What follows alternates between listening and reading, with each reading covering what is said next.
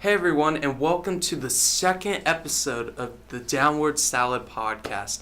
I am one of your hosts, Spencer Lee, aka spencernation, with Danny Bracey, his other host, and we have an exciting episode for you guys today.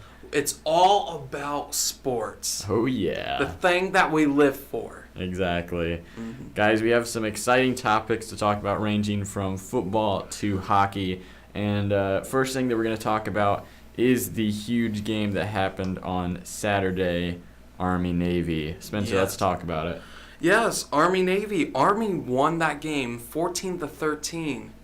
It was a pretty crazy game. I mean, there was snow on the field and just, it was pretty crazy. Yeah, and especially throughout the first three quarters of the game, Navy had a 6-point lead on Army, but they came back in the fourth quarter to win. And Navy actually had the opportunity to win the game, but missed the game-winning field goal. It's pretty insane. I know watching the game, the Navy's their running back Malcolm Berry had an insane game. He had like 3 pickups of over 40 yards. It was really good game.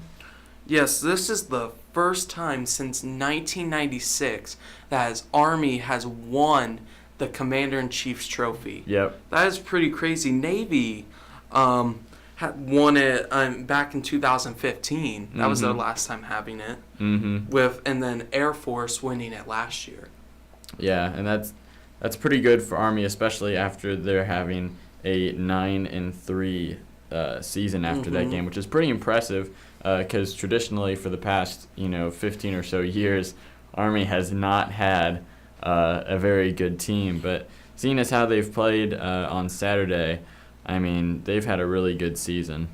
Yeah, and the whole Army versus Navy thing, they have faced each other 118 times, with Navy leading the series 60-51. Yeah, so that was a huge win, especially looking forward into, the next decade's game, seeing if Army can possibly cut that overall lead down.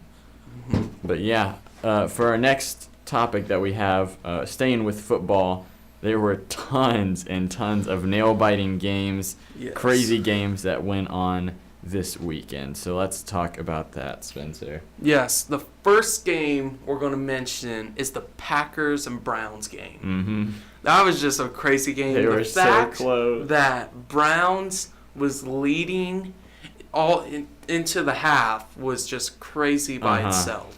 Yeah, it was, especially, they had the chance to get their first win of the season, and they just could not pick it up. I mean, Packers, they lost to Aaron Rodgers. Yeah. But still, you would have thought they would have it's the Browns.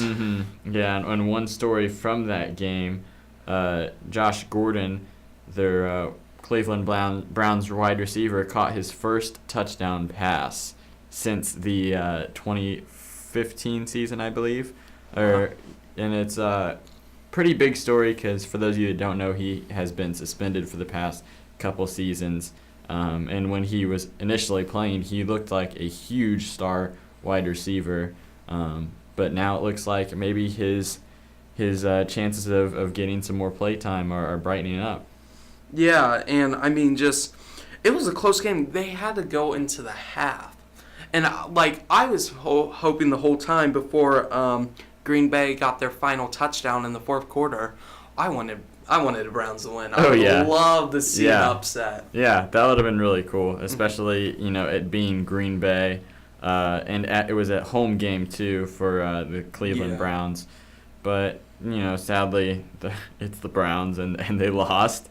So that's kind of unfortunate. Yeah, in the last 17 seconds, I think it was, Devontae Adams caught a 1-yard pass for the touchdown to make it go into overtime. Yep, yeah, and that was really huge for the whole game, especially for the Packers side, because you don't want to be known as the team that lost to the Browns. Yeah, that's just, that's terrible. Yeah, You don't want that. Yeah, and moving on to some other games that we'll just briefly brush over. Yes. The final scores.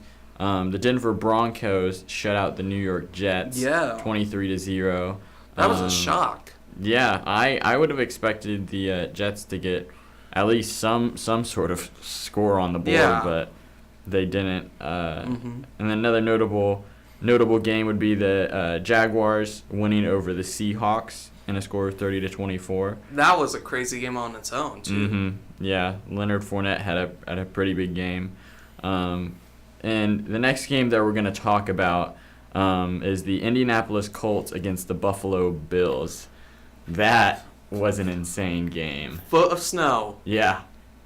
Playing in as I was watching the game, I was just thinking like that would suck so hard to get tackled on that. Oh yeah, definitely. Oh my gosh. And so many times when they like kicked a punt or anything, when it hit the field, just stayed there. Yeah, there was no bounces. No. And traditionally with snow games, for those of you that don't know, you can't really pass the ball at all.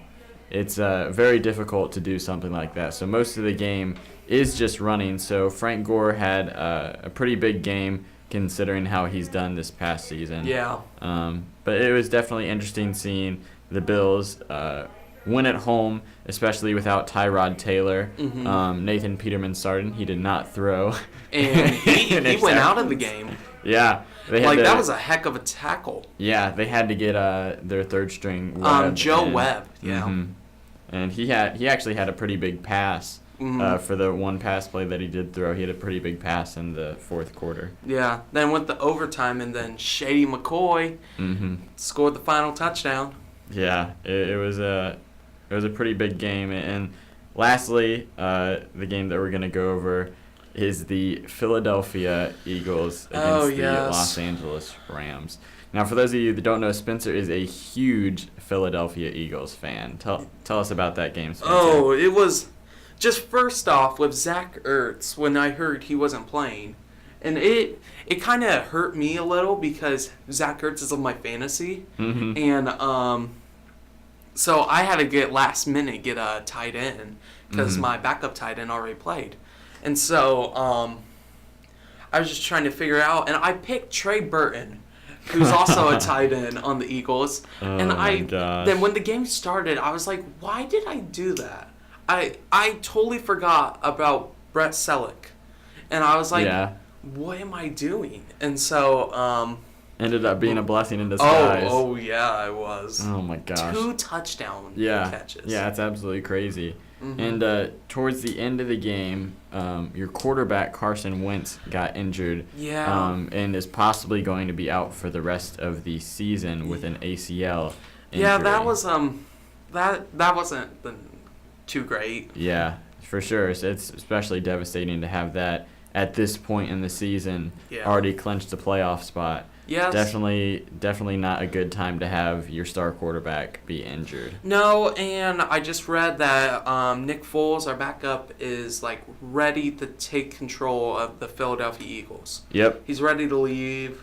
And I'm a huge Nick Foles fan. I loved him back in 2013 when he was in his Week 9 game against Oakland Raiders, throwing 7 touchdown passes in one game. Yeah, that's pretty insane. Yeah. Oh, I loved him. He sent us to the playoffs. But so I have some confidence. But I mean, Carson Wentz, he was a MVP.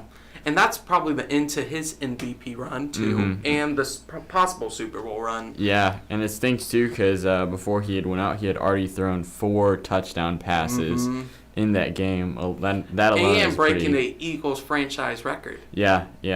He's gotten the most touchdowns in a season, which is pretty crazy, especially seeing how he could have surpassed his own record even more in the 2 games to come. Yeah, when I was watching that game and when I watched that tackle, it didn't look good. But, I mean, then he played another, then he did another and threw a touchdown pass, but then he went off. And while he was walking, like, through the tunnel, his knee buckled and gave out. Yeah. So, and that wasn't too great. Yeah, ACL tears, if that is truly what his official injury is going to be, which we'll find out over the next couple days. Yeah. Those are definitely hard on athletes because you can't really have a special surgery or whatever for an ACL, and it's not too good. Yeah, and going back into the Eagles game, the first touchdown pass who caught was Brett Selleck. Mhm. He did catch a touchdown pass.